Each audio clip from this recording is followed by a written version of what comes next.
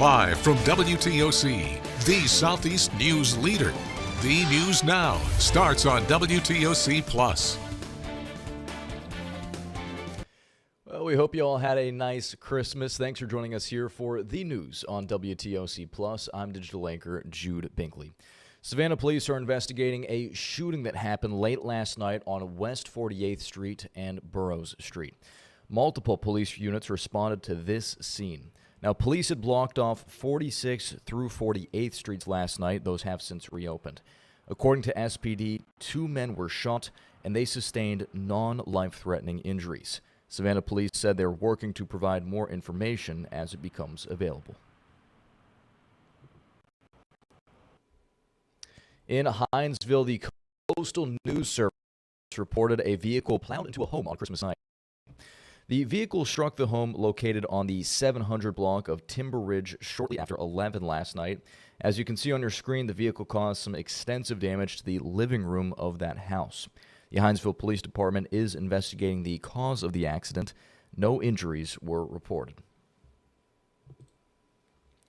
Well, the Georgia Department of Public Safety has released their list of traffic-related incidents leading up to the Christmas holiday. They say 38 people statewide have been cited for driving under the influence, 24 people were caught distracted driving, and 30 were ticketed for not wearing a seatbelt.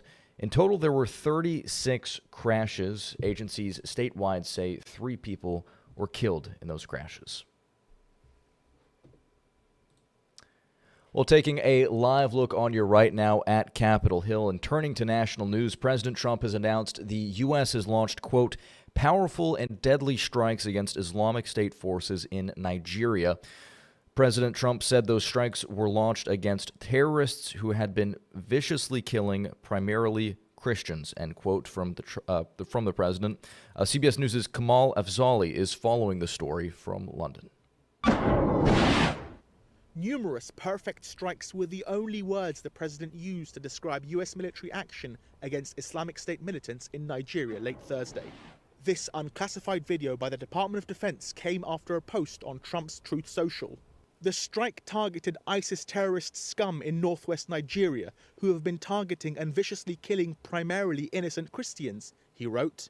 Video shot in northwest Nigeria's Sokoto state appears to show locals holding metal debris, part of a projectile, and a fire burning in the background. U.S. African Command said that strikes were carried out in coordination with Nigerian authorities, a point echoed by Nigeria's foreign ministry in a statement acknowledging the strikes. In Nigeria, following news of the strike, some citizens are reacting with skepticism. If they're intruding without permission, you're intruding by force, so you're not justified. Every country has the liberty of making their own decision. The Trump administration has for months highlighted the alleged persecution of Christians in Nigeria, but experts say both Christians and Muslims have suffered at the hands of extremist groups in the West African country.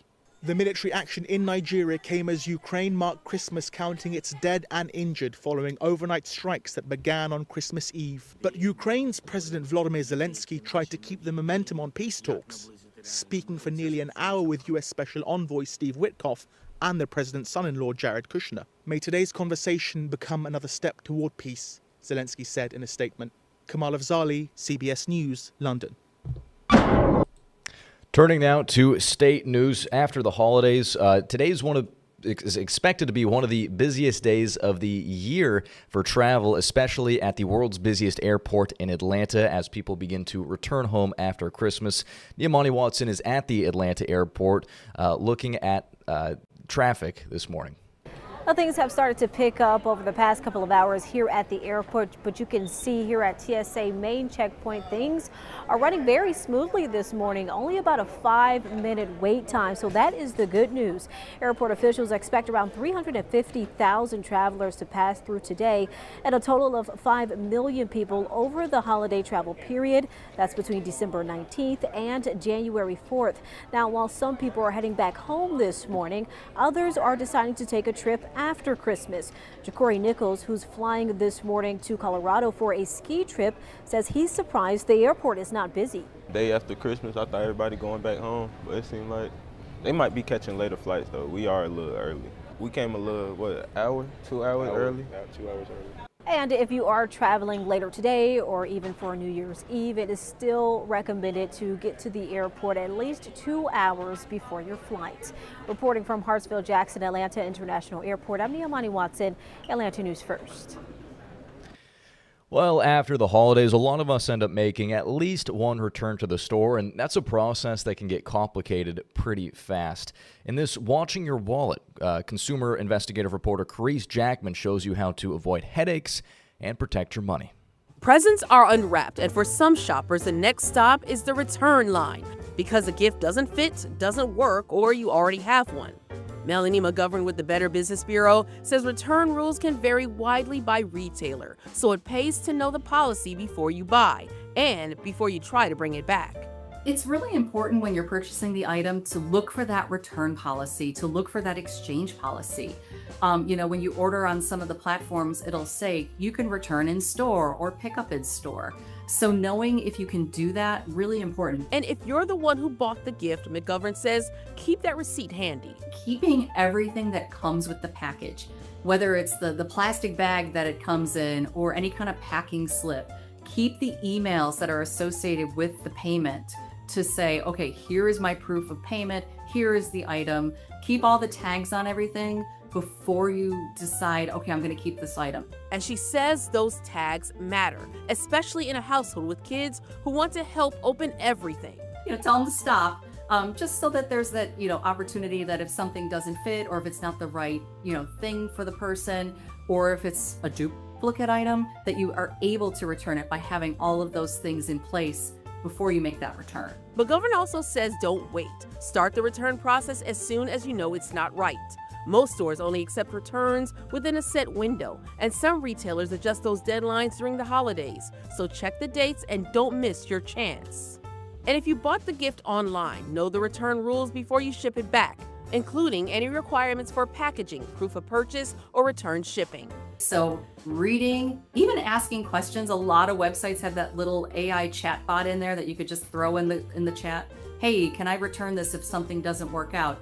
They'll give you, you have 30 days, 90 days, 60 days, whatever, original packaging, original receipt. With this Watching Your Wallet, I'm Carice Jackman. Well, new rules will be in place in 2026 for couples who want to take engagement pictures inside of Georgia's state capitol. Professional photo shoots will now require a reservation. Photographers will not be able to use flash photography or large props, and photo shoots will be banned during the legislative session. State leaders made the changes after too many couples and their photographers showed up inside the building looking to take pictures. Finding a perfect, beautiful location like this in Atlanta is one of the hardest things. The rules apply only to professional photographers, not tourists or visitors using their phones. State officials say the goal is to preserve the historic building while keeping it safe and accessible.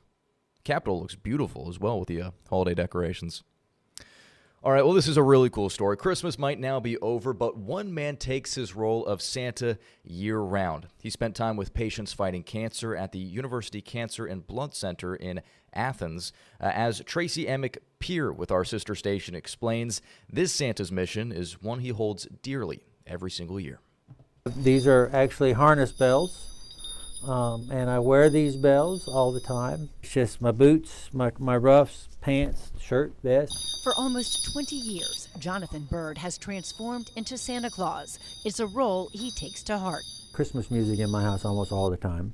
I am Santa Claus, so there is a Christmas tree on the floor in my living room all year long. 4 years ago, a pancreatic cancer diagnosis almost changed all that, but he started treatment at the University Cancer and Blood Center in Athens and beat it. Finished chemo after surgery, and I'm hugging 4 years real hard, no signs and no symptoms. Ever since, he comes back to the treatment center, visiting patients like Colleen Pruitt, who are on their own cancer journey. It just feels kind of magical. I mean, I could just, before he even came in, when I could hear the bells, you just think like it takes you back. His oncologist, Dr. Charles Bodine, says it helps the other patients, knowing Santa has been there. To know that even Santa's not immune from this type of disease, and yet all hope is not lost. So special. It just kind of makes you really appreciate what's most important about this time of year. A shared experience, and now sharing this time as a gift for the season. But I've put on my coat long enough that I am now a part of all of those other Santas, is what makes Santa, who Santa and what Santa is. All right, and finally, we'd like to wish you all a happy Kwanzaa. And if you're observing Kwanzaa in the Savannah area, one of the festive ways you can celebrate is with the Kwanzaa Crawl. Here's where it's taking place for the next handful of days. The crawl is a tradition formed under former Alderwoman Keisha Gibson Carter. Each evening, participants go to different eateries to enjoy food, culture, and fellowship under Kwanzaa traditions. Speakers and cultural presenters will be at each evening's event. The events begin tonight at 6 p.m. Today is at Henry Street Bistro. And with that, we are going to wrap things up here for the news on WTOC Plus. Thanks for spending part of your morning with us. We'll be back in just about 45 minutes for another round of stories, as well as an extended look at your forecast. Dylan Smith will be joining us here at 11. And in the time being, you can always head on over to our website to catch the latest updates at WTOC.com.